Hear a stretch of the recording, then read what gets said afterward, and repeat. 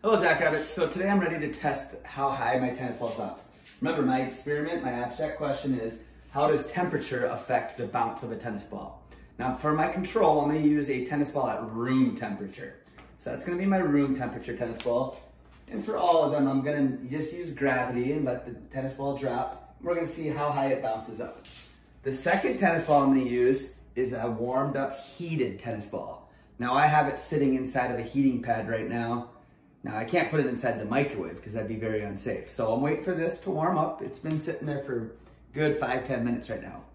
And then the third tennis ball I'm going to use, it's sitting inside of the freezer right now. So I have 3 different temperatures for tennis balls, and we're going to see how they bounce differently.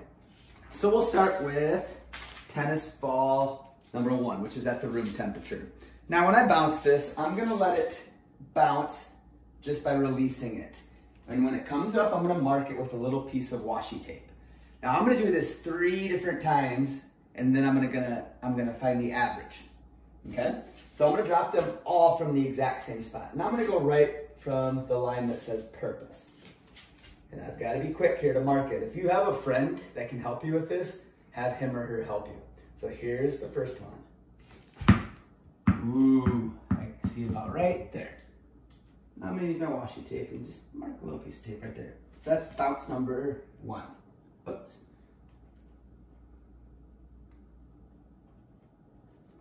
Here comes number 2. Remember, I'm going from the same spot every time, keeping everything the same.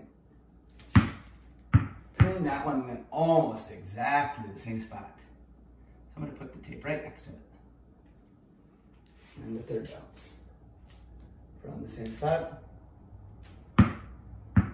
And again, they all went the same spot, so that's good.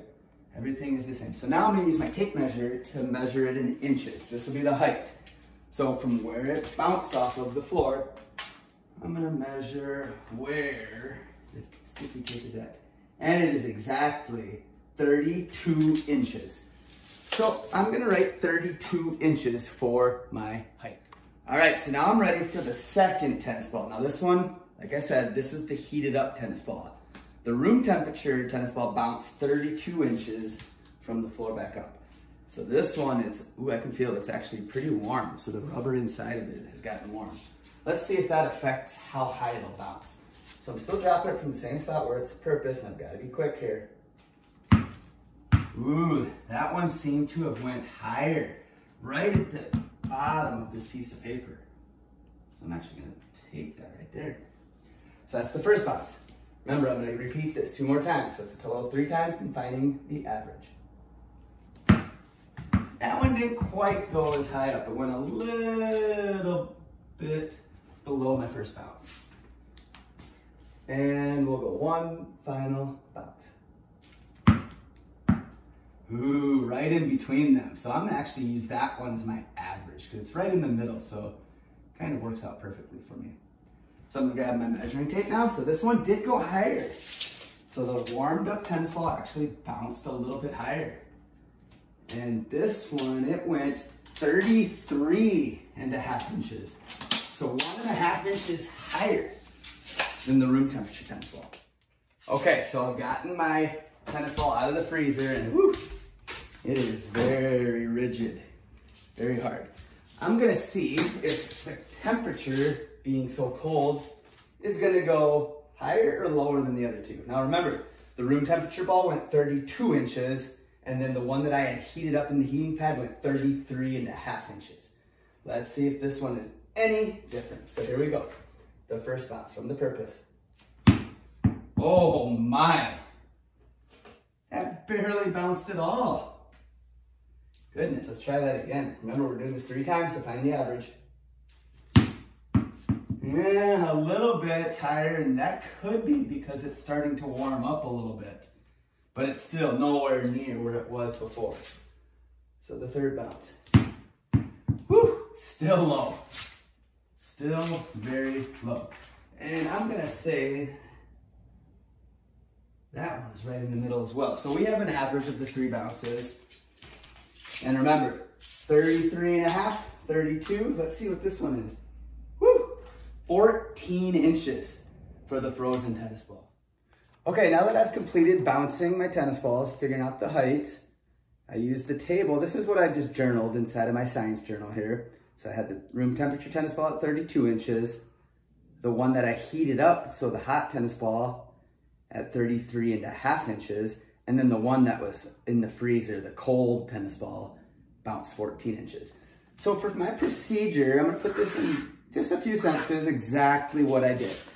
So I'm gonna say that I used 3 tennis balls, and I'm gonna try to write this as neatly as possible. I used 3 tennis balls at 3 different temperatures.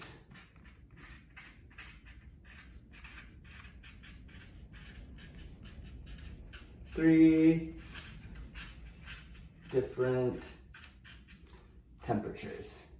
And I'm gonna put in parentheses a good adjective to describe the temperatures. One was at room temp, so I'm gonna put room temp.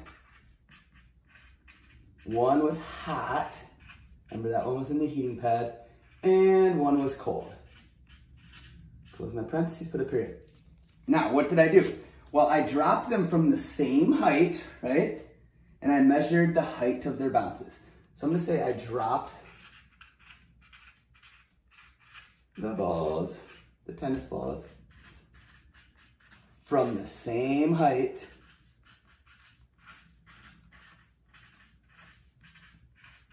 comma, and recorded the height of their bounces.